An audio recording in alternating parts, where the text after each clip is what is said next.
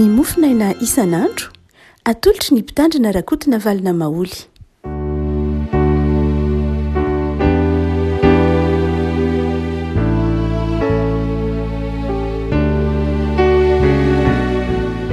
Algarava tsika revaka ity alatsinainy fa valon'ny volana jolay ity ny mofinaina voalahatra tsika revako dia ny bokin'ny oabolana toko favalo oabolana toko favalo andiny fa 12 ka hatramin'ny fa 13 oabolana toko favalo andiny fa 12 ka hatramin'ny fa 13 aminaran'i Jesosy.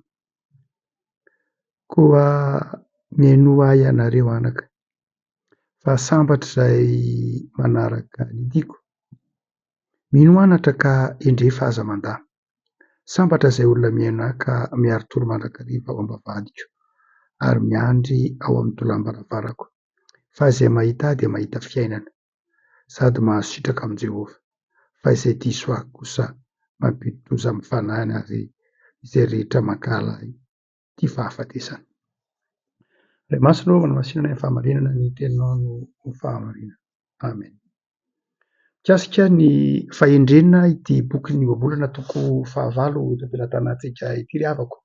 Antson'ny fahendrena na ny feon'ny fahendrena no asehoan'ny boky ny oabolana eto. Boky ny oabolana mazava ho azy miresaka ny fahendrena amin'ny ankapobeny, ny fahendrena izay aseho amin'ny boky ny oabolana fa ny fahaizana mitondra tena manoloana ny hafa, fahaizana mitondra tena manoloana ny sitrapon'Andriamanitra, fahaizana mitondra tena manoloana ny fiainana araka izany.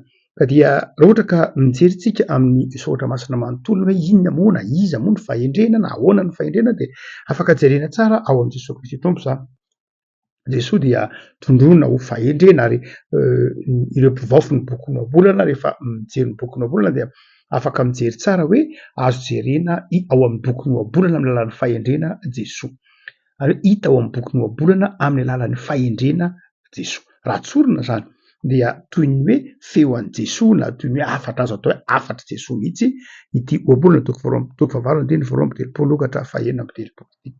Jesosy ilay fahendren'Andriamanitra, Jesosy ilay logos, ilay fahendrena, ilay filaminana, ilay fahariana, ilay tenin'Andriamanitra. Ary dia eto ary dia mazava tsara raha ohatra ka jerentsika amin'ny alalan'i Jesosy ity andininy ity. Andeha ataontsika parafrazy, izany hoe andeha asezintsika isan'andininy. Ny fahendrena izany dia manao hoe andiny fa 13 koa miainoa ianareo anaka fa sambatra izay manaraka ny diko.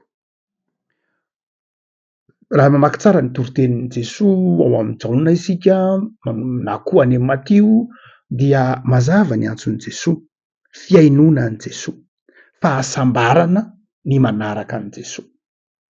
Jesosy dia niteny mihitsy manao hoe raha misaraka amiko ange ianareo tsy mahay manao na inona na inona. Noho izany dia tao amin'ny boky ny oabolana tsika hibanjana an'i Jesosy, pelonanana an'i Jesosy sady itony teny itony manao hoe sambatra ianao rehefa manana an'i Jesosy. Azo atao hoe mijaly, azo atao hoe mangiry firy, eny mety misy izany mandalo alovana izany tsika olombelona. Fa eto any dia hoy ny boky ny oabolana hoe sambatra ianao raha manaraka ny diako, izany hoe sambatra ianao raha manaraka ny dian'i Jesosy. Satria rehefa Jesosy no arahanao ny diany dia izao, ny dian'i Jesosy dia efa misedra ny sarotra eo alohanao. Raha Jesosy no arahanao dia izao, Jesosy no mitaridaranao, izy no misedra ny sarotra eo alohanao, izy no misedra ny mafy eo alohanao ary izy no mitaradalana anao. Zay mahatonga ny boky ny oabolana hoe sambatra ange ianao raha ohatra ka manaraka ny dian'ny fahendrena. Andiny fa 13 mino anatra ka endre fa aza mandahy. Ao amin'ny Joana toko fahatelo manomboka mandiny ny 20 dia manazava Jesosy indray maka manao hoe toy izao ny tiavan'Andriamanitra izao, toy izao ny meno ny zanany natokana mba tsy ho very rehetra mino azy. Manazava izy manao hoe Andriamanitra tsy naniraka ny zanaka ao amin'izao tontolo izao, hanameloko izao tontolo mba hamonjeny izao tontolo izao. Asehony ihany ndraiky manao hoe io ange izay tsy mino ny zanaka dia efa voatsara sary. Revako mahaiza mino anatra. Izay ny tenin'i Jesosy. Raha mitenitsika hoe anatra ao amin'ny boky ny oabolana dia atao hoe toriteny izy aty amin'ny testamenta vaovao na atao hoe faminaniana izy aty amin'ny testamenta vaovao. Mino fampianarana, mino toriteny, mino lesona, maka lesona ary dia ny teny hoe endre tsara de zao na hoe ka endre tsara de zao mahaiza mitondra tena iain'olona itoroteny iain'olona ifampianarana iain'olona ifaminaniana zay le hoe endre ka aza manda paoly any amin'ny timoty dra maka de efa nazava hoe ny olona any aparany andro ry timoty any dia tsy tia ianarina tsy hay nianatra ny olona ho mpaniratsira izy zany hoe zay mananatra azy dia tsiratsirainy ary hitantsika fa io faniratsirana io dia raha mijery ny tambajotra isika mijery ny gazety de zavatra efa iainana isan'andro ny faniratsirana ny faniratsirana dia ateraky ny fiheveran'ny olona fa tsisy hevontsony ny fananarana fiheveran'ny olona fa samy mety eo amin'ny toeran'ny mpananatra avokoa na iza tsy misy tokony hoe sokajony olona hananatra tsy misy sokajony olona tokony ho anarina fa ny rehetra tokony samy ho mpananatra ary ny rehetra tokony samy ho anarina marina ihany zany raha jerena amin'ny zon'olombelona hoe mitovy daholo ny olona azany toetrany zany no mahatonga ny olona tsy miandro hoe fa iza mo ano anarinao ary iza mo hoe nao no ananatra fa raha toa ka jerena amin'ny zoatra masina de tsy de zay loatra ny teny hoe mino anatra de zao tsy manondro andrakotondrandrio mpananatra ihany izy fa mino ny tenin'andriamanitra ho mpananatra anao ary io fiangonana io io fiarahamonina io fianakaviana io dia misy rafitra izay atao hoe misy mpananatra ao anatiny ao misy mpitaiza ao anatiny ao misy mpanabe ao anatiny ao satria tsy inona ny zavatra iainantsatrehetriny zao mandrodana nyzany rehetra zany de zao samy tsisy mananatra ary de lasa ohatr' zany eto Madagasikara tsisy mpananatra samy manao zay tiany atao eny an-dalambe zay teneninao eny an-dalambe de zao manao ianao indray teny hoe fa inona moa nidiranao am'zany nga io anao ngala mijanona eto na manao maloto eto na manimba anito tsisy mananatra intsony ary tsisy manaiky anarina ary zay mananana de manjary toy ny diso toy ny bedesina de manjary samy tsisy miteny ny olo de lasa tsisy fifananarana ary efa tsisy fifananarana dia tsisy fifampitaizana diatsika fa samy manao zay taona eny an-dalambe anatin'ny fiarabe eny fiarahamonina eny de mitatatata ny zava-maneno loto mandeha makary tsisy mifananatra itso ary vokadreto zao manjary tsisy fifanajana manjary lasa tsy fantatra tsony ny marina sy ny tsy marina satria nahoana satria nantsoiny hoe mananatra de mampivantatra ny marina aza atao hoe mananatra ianao raha tsy mampivantatra ny marina zany hoe mananatra anao rehefa misy marina iheverinao marina farafahakeliny hoe marina araka ny zoatra masina io na marina araka ny lalàna io na marina araka ny etika io na marina araka ny moralina io na marina araka ny tsaina io farafarasy misy zavatra marina zay anohananao azy fa rehefa tsy mananatra rehefa tsisy tsony le fahalalana de zao manjary tsy isy tsony ilay marina ary efa tsisy ilay marina de ny diso ny manjaka ny tsy mety ny manjaka dia zay mahatonga ny andininy fatelo amby telopolo hoe mba mino anatra zany hoe mba raisoa rehefa mba misy mananatra anao de zao enoy fotsiny izy aloha raisoa izy enoy zava-dehibe rako lay toetra ny fahaiza miaino tsy hoe sarotra ke zany ny boky nobolona fa zao enoy izy de endrenao telo vera amby telopolo sambatra zay olona miaino aka miaro toro mandrakariva eo ambavadiko ary miandry eo amin'ny tolambaravarako zava-dehibe rafiko lay hoe lay fikirizana ao amin'ny matetika fa fito jesondre mandeha nanazavana hoe zay mitady any de mahita zay mandodona de ho voany zay mangataka de mahazo mazava-be io mitovy amin'io andininy io ny hoe tsy ampengeny hoe manao zavatra ivelambelany fa zava-dehibe ny hoe mikikitra amin'ny finoana zava-dehibe ny hoe maharitra amin'ny finoana zava-dehibe ny hoe mitaiza tena maharitra amin'ny fiainoana hoy izy manao hoe miaro toro mandrakariva eo ambavadiko ary miandry amin'ny tolambaravarako hoe efa aiza lay mpananatra efa ao ve le mpananatra efa ao ve le fahendrena efa tonga ve miandry mihitsy tsika moa ry avako mamerimberina eto foana hoe zatra ny toe-tsaina tolorana zatra tolorana zany ny fiarahamonina manimba atsika tahaka zao manimba n'izao tontolo zao io dia lasa very ny atao hoe hevitry ny antsoina hoe asa very ny hevitry ny antsoina hoe asa satria ny asa de fiezahana bedibe ny olona malay tsy tena miasa tsara fa mora mahazo vola satria ny tanjona tsy ny miasa fa ny mahazo vola de indraindray miresaka indraindray manera ndray tsy hoe ratsy akory izy re fa izao asa ihany zay izao indraindray tsy ampy lay fiezahana indraindray tsy tandrify am'ilay fiezahana lay vokatra azo azaika mahatonga ny olona mirohatra indraindray manao zavatra zany satria manao zavatra tsy mety satria tsy lay tena asa ny tena zava-dehibe satria very ny hasiny ny asa eo anivon'ny fiarahamonina, very ny haja ny asa satria kely karama ny asa tsy de lasa malaina miasa ny olona fa lay mandehandeha lay ndraindray moa de zatra ny hoe mangalatra sy tak'izany hitantsika any fiarahamonina satria zay ny mamora manan-karena, zay no heverin'ny olona ho tafita satria norme omentsika intsony hoe tafita ankehitriny de zay mety hoe manan-javatra manana an'zao sy nyzao sy nyzao fa tsy le hoe manana asa tsara tahak'izay taloha intsony. De zao manjary very ao anatin'lay toetsaitsika lay toetsainan'ny fikirizana amin'ny toetsainan'ny fiezahana.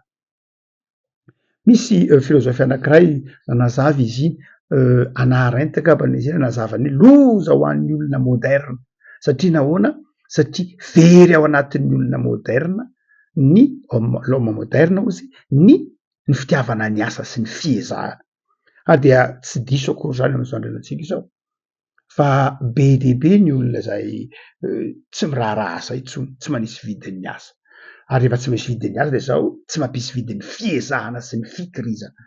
Hoentiny boky nambolana hoe miary toro mandrakariva eo ambavadika miandro ny tolambaravarako mikikitra mitady fahendrena mikikitra mitady an'Andriamanitra. Afaka malala Jesoa zany de mitona antsika zay feo an'ny fahendrena enoy Jesoa, enoy Jesoa, Jesoa mitona anao hitoetra amin'ny finoana mareta amin'ny fivavahana.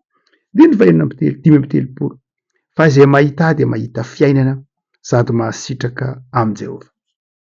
Tamin'ity dinika fanaovan'i Jesoa tamin'ny Tomasy, Jesoa de nazavana hoe izy olo lalana sy fahamarinana ary fiainana. Zay mahita azy mahita fiainana, zay mahita an' Jesoa mahita fiainana.